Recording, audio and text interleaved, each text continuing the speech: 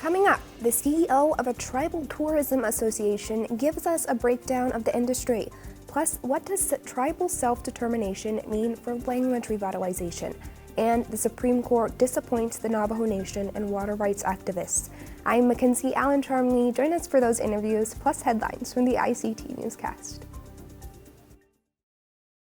This program is made possible by the Corporation for Public Broadcasting, a private corporation funded by the American people.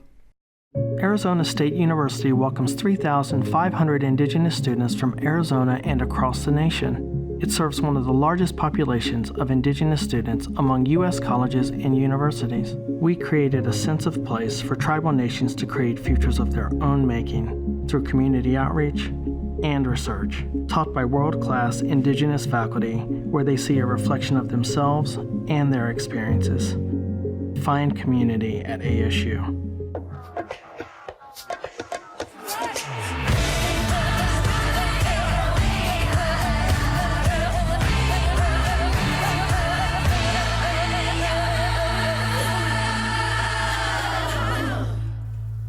Chinangale, we're so glad you could join us. We start in the Pacific Northwest, where two more tribes in Oregon have struck a historic fish and wildlife management deal with the state. The Confederated Tribes of Siletz Indians and the Confederated Tribes of the Koo, Lower Umpqua, and Siuslaw Indians can now issue permits for tribal citizens to hunt, fish, trap, and gather under tribal licenses with this new agreement.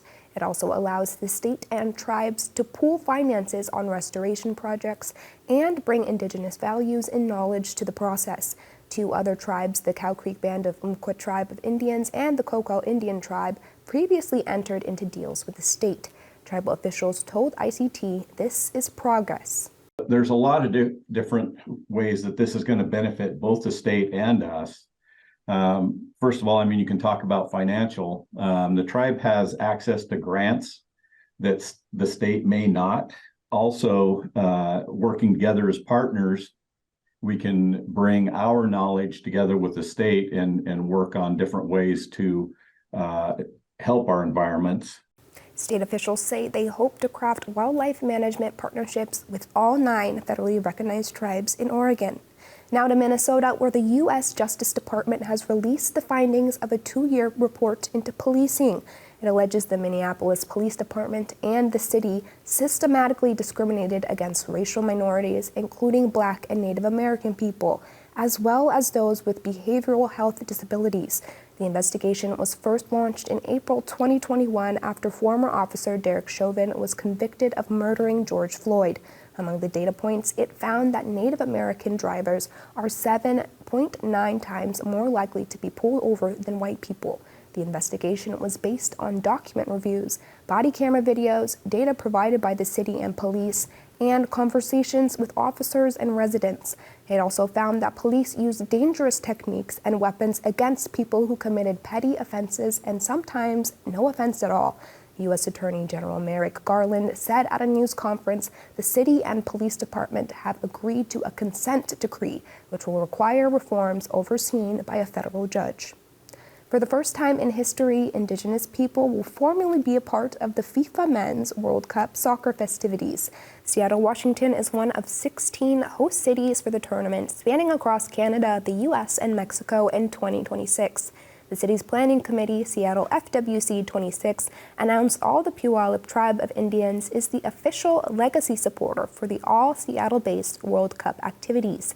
FIFA will hold all of Seattle's World Cup matches at Lumen Field, which is on the ancestral land of the Duwamish people.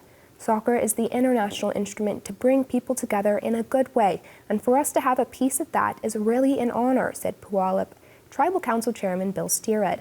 This collaboration is the first of 10 involvement entities the committee is focused on to create a legacy of culture, community, and inspired youth. The Puyallup tribe is a federally recognized sovereign nation of more than 5,000 members.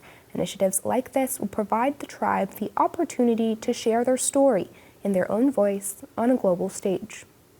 A new documentary is looking at how boarding school and adoption policies affect the children and grandchildren of those who were taken. A new episode of the PBS docuseries Generation Stolen focuses on the forced assimilation of Native children in the U.S. and Canada. highlighting the generations who came after, first at boarding schools and now in non-Native adoptive and foster homes. Indigenous communities continue to fight to protect their children. And though June's rejected challenges to ICWA could be seen as a win, working to overcome generations of trauma is just the beginning. In the 1960s, Rebecca Black's mother was taken from her tribe in Canada in what is known as the 60s scoop era. Black's daughter, Amanda Chavera, spoke to ICT and said it was important for her to show that this is not just history, it's an ongoing crisis. I definitely think that it's something that the broader society needs to see, because it is definitely, we get stamped as these like old Indian people from back in the day, or they might be familiar with boarding schools and they only see the Carlisle black and white footage. And that's not it. It's still happening today. So that was why it was important for me to be a part of this documentary. The episode with Rebecca and Amanda's story is now available to stream on the PBS app. We turn now to men's lacrosse, where the Haudenosaunee Nationals are competing on the sport's biggest stage. The 2023 World Lacrosse Men's Championships are underway in San Diego, California. Among the 30 teams from countries like France, Japan, and Korea, the Haudenosaunee Nationals are competing for a gold medal. The team finished pool play earlier this week with wins over Australia and England. On Tuesday night, the Nationals clinched its spot in the quarterfinals after beating Hong Kong, China 13-3. Next up, the team plays Japan, and if they win, will secure their place in the gold medal match. Hundreds of years ago, the sport of lacrosse was created by the Haudenosaunee and has been embraced as a medicine game. You can watch games on ESPN Plus through the championship on Saturday, July 1st. And those are the headlines for the ICT Newscast.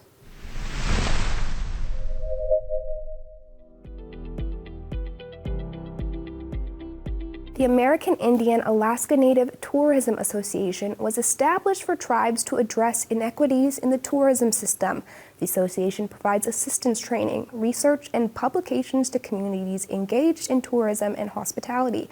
Joining us now is CEO of the association, Sherry L. Rupert. She has spearheaded several initiatives, including the organization's groundbreaking new Tribal Agri-tourism program and Native Arts initiative. Welcome, Sherry. Thank you. Thanks for having me. To start, can you tell our viewers more on how the association was founded? Sure.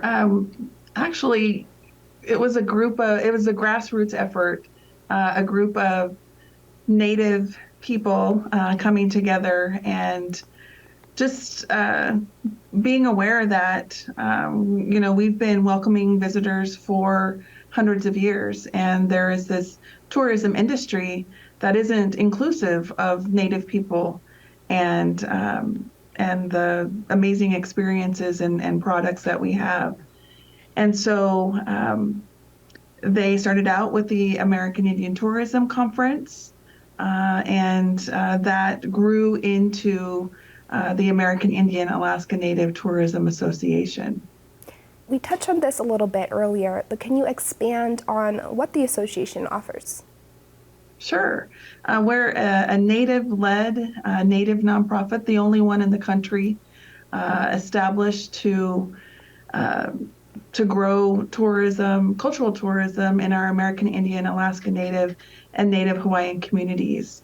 So not only do we provide technical assistance and training, but we develop and implement programs to provide economic development opportunities for those communities, so that way they can build for their futures, help to sustain their communities.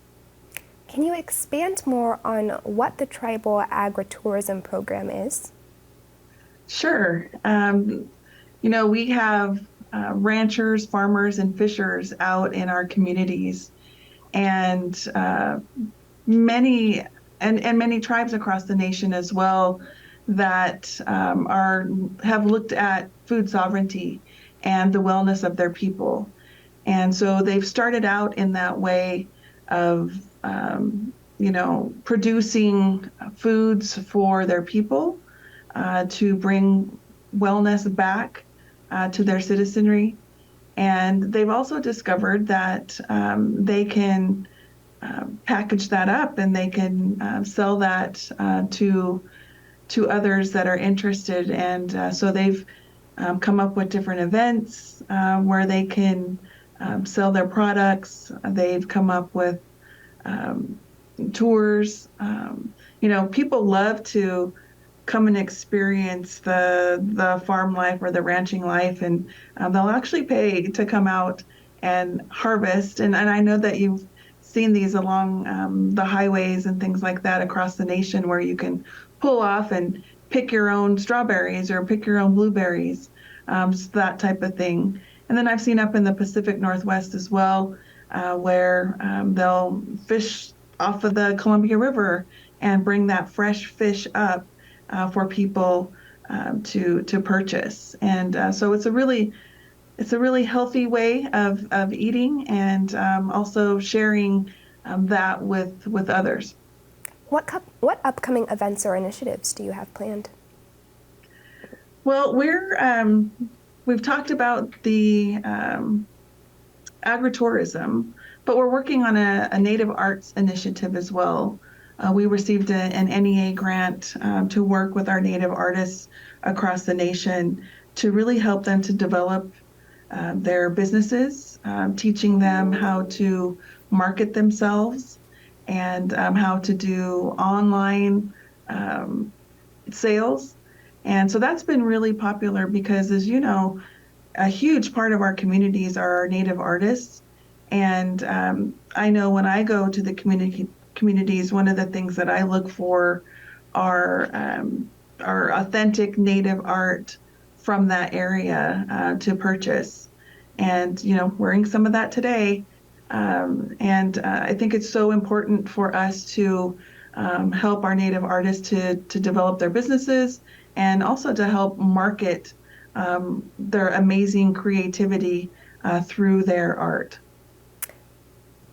You worked with Congress to pass the Native American Tourism and Improving Visitor Experience Act, also known as the Native Act. Can you tell us more about that and its significance? Sure. So I mentioned that IANTA was really birthed out of a grassroots effort. And through our evolution, we've, come to realize that the tourism industry in this country isn't set up for tribes to succeed. There's a lot of infrastructure out there, and it's mostly funded by room tax funds. And many of our tribal communities don't have lodging establishments. Some do, but predominantly not, especially the ones in the very rural areas.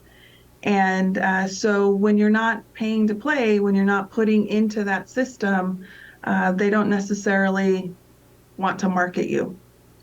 And so the Native Act really was about bringing some equity for tribes, tribal organizations, and Native Hawaiian organizations to the industry.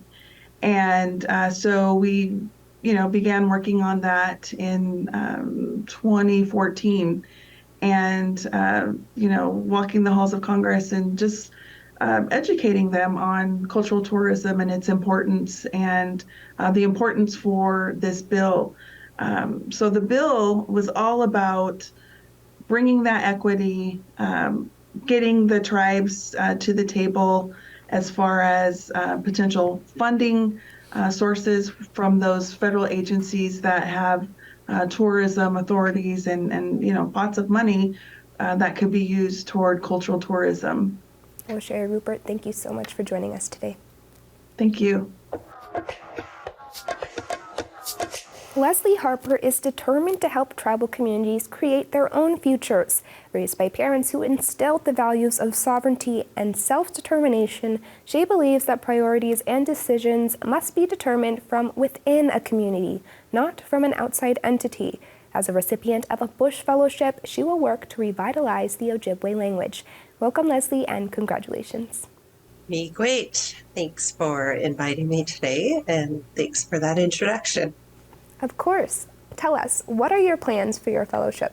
I will be taking some time stepping back a bit from a little bit of work and taking some time to develop some really specific skills around mobilization, organizing, challenging community conversations so that I can continue to work with communities on language revitalization.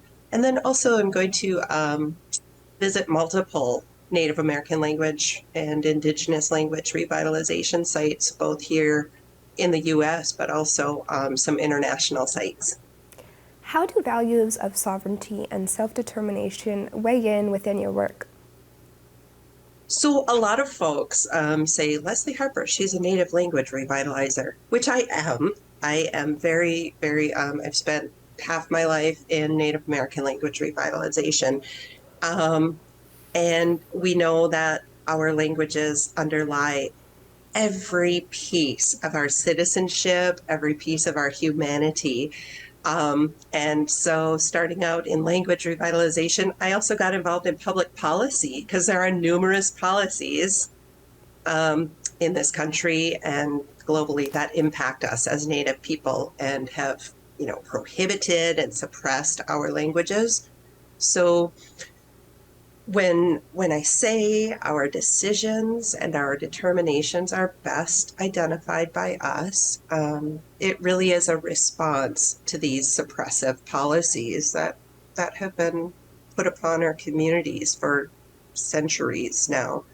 But it's also really important to know our languages, to undergird our legal rights.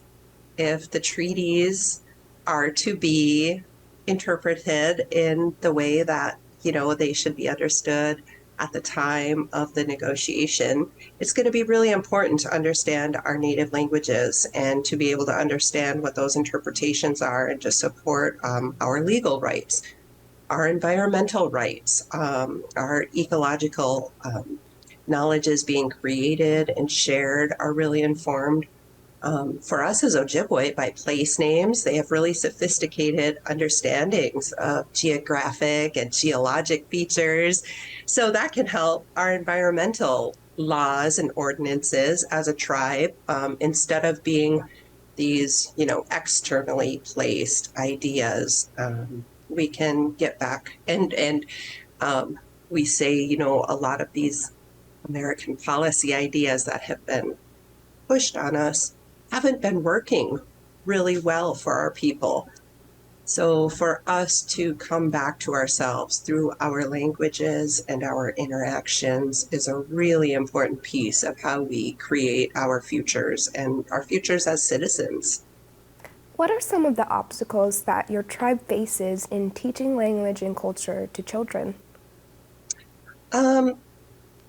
Capacity issues, which can break down to we have a small population from which to draw to create new teachers, or time to create new speakers of a language. It can take thousands and thousands of hours of instruction to learn our languages to a really high level of proficiency, to be able to talk about multiple different subjects that would normally come up in life. But also community and home life language speaking, being able to transmit that intergenerationally in a natural way, trying to renormalize. What does that mean to pass on our language to our kids? Normally, once again, instead of having to be external classes, what does it really take to bring a parent generation into using our language all day, every day? What does it mean? What will it take to bring a grandparent generation safely back to speaking our languages, where they may have been pressured to not do so previously? And what does it mean? What do our languages sound like in children's voices? For me, as an Ojibwe person from Leech Lake, that has not been a common occurrence for many, many, many decades. So bringing the language out in all of those ways is a really important endeavor, and it really involves everyone. So when we talk about teaching language, we really don't mean it's just boxed in a class. it really, we need to look at bringing ourselves back out onto the land where our language is connected, back into connection with people of varying generations, and into new domains. I say new domains, into new places, instead of it just being in a class in a school or just being over at a weekend event. This should be every day, everywhere we go.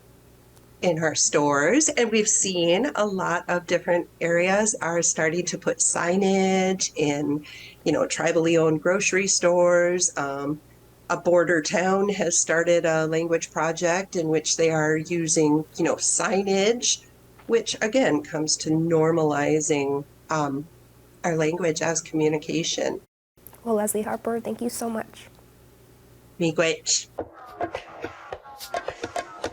The U.S. Supreme Court said the United States is not required to take affirmative steps to secure water for the tribe.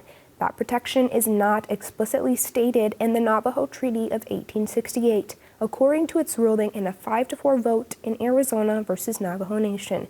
Here to talk more about that is ICT regular contributor Holly Cook-McCarrow. She's the founding principal and president of The Angle. She's a board member of Indig Public Media, the parent company that owns ICT and the ICT Newscast. Welcome back, Holly. Good morning. How are you? I'm doing well. So 5-4 isn't an overwhelming decision, but what does that mean for the Navajo Nation and the Colorado River Basin?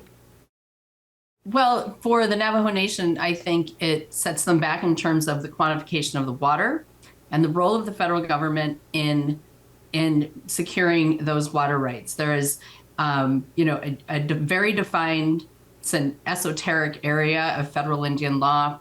I lobbied a water settlement through several years ago, and there's a federal team that's usually appointed.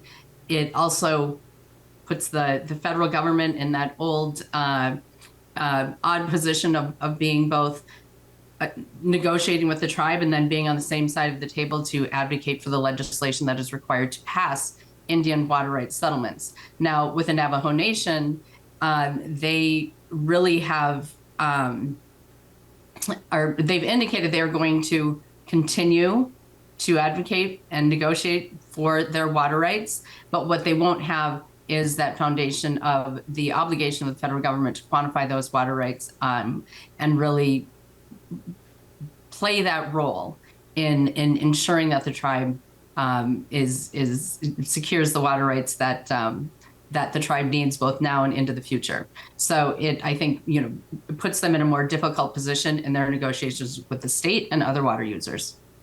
There's a long-held principle called the Winters Doctrine that in essence guarantees water for tribes. How does this decision impact that? Well, it weakens it to some degree. Again, the Winters Doctrine is really the legal foundation for tribes and the quantification of their water rights. The Winters Doctrine says that tribes have senior rights to water because a tribal water right is established when a reservation is created.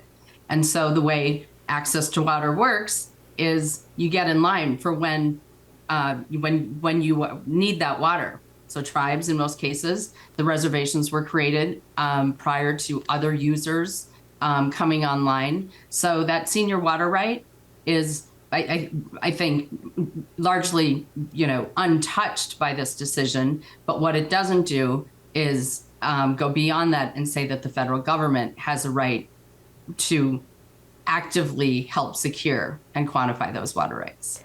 I understand that this case was the third and final federal Indian law case this term. What's the long-term implications of these decisions?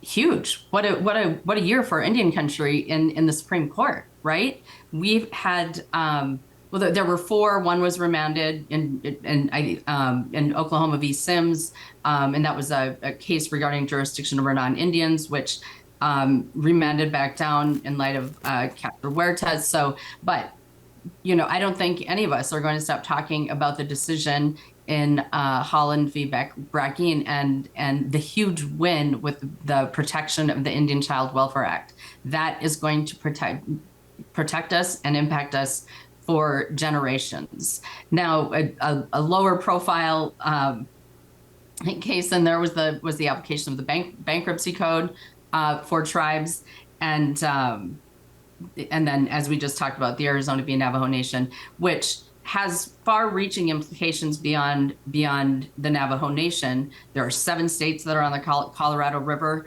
The water, given the drought, this extended drought that we've had in the West, there's going to be a lot of people looking at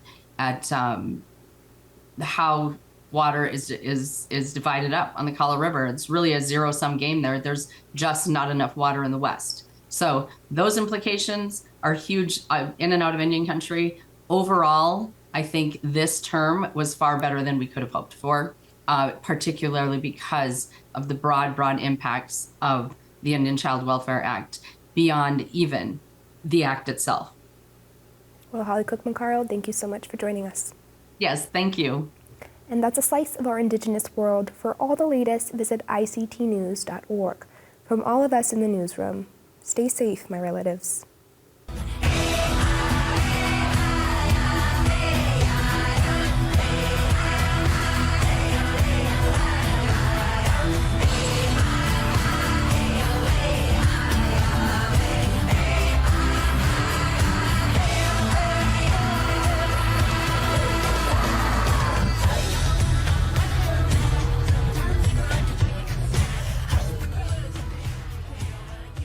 This program is made possible by the Corporation for Public Broadcasting, a private corporation funded by the American people.